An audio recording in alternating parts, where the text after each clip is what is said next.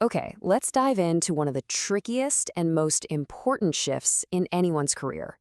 We're talking about that moment you realize the very skills that made you a star might actually be what's holding you back now. Yeah, it's this weird paradox, right? The very things that got you noticed aren't always what you need to lead. Today, we're going to unpack this whole idea through the story of Mira Deshmukh, a truly brilliant manager who found herself at a major crossroads. All right, so let's meet Mira. For 18 years, she was the absolute go-to expert for her company's supply chain. I mean, if there was a problem that stumped everyone else, Mira was the one they called. Her technical mastery was, well, legendary. So her promotion to vice president, it was a no-brainer. But just 3 months into the new job, this huge proposal lands on her desk. The numbers looked fantastic, all the other execs were on board, but Mira just had this sinking feeling in her gut that it was a terrible, terrible idea. She could see all the operational red flags from a mile away. She could list, point by point, every single reason this proposal would create chaos. But when she tried to explain it, her super detailed technical arguments just fell flat. To her colleagues, it honestly just sounded like she was afraid of change, maybe trying to protect her own turf. So how could she get them to see the huge strategic risk that she saw so clearly? And that was it. That was the moment. That feedback from her boss, Aditya, it just clicked. The problem wasn't that she didn't know enough. It was that her entire way of thinking needed a serious upgrade. She had to evolve. So what does this shift actually look like in practice? Well, Mira had to learn to operate with two totally different mindsets, moving from her comfort zone of expertise into a whole new way of seeing the business. This really gets to the heart of it. That technical expert thinking is all about making the current system better, optimizing within the rules. It's focused on the how. How can we do this faster, cheaper, better?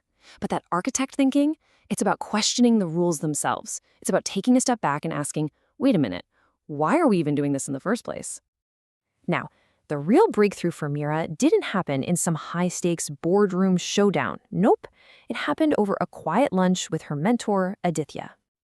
I mean, think about that. He didn't ask, what do we make? He asked, why do we exist? That one simple question completely flipped the script for her.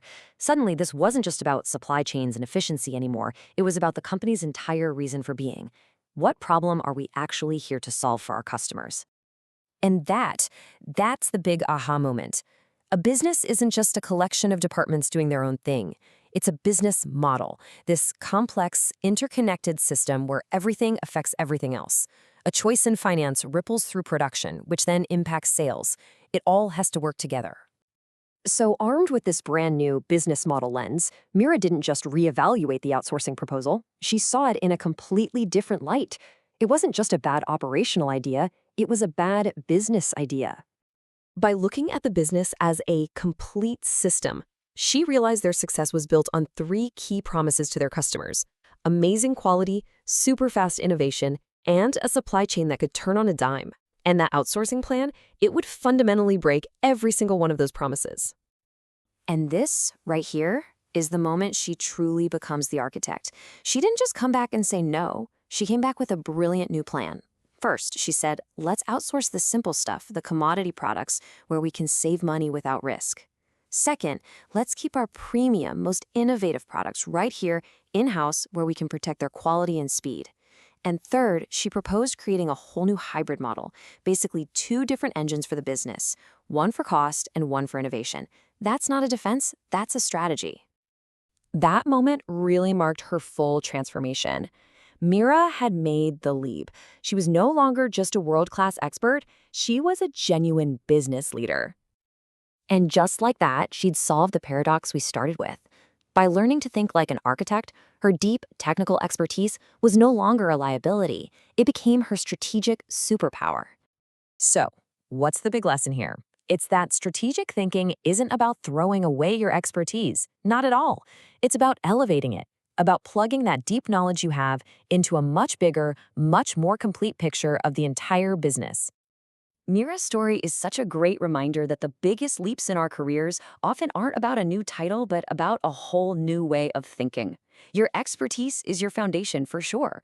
The real question is, what are you going to build on top of it? We hope this gives you a new way to think about your own journey. Thanks so much for watching.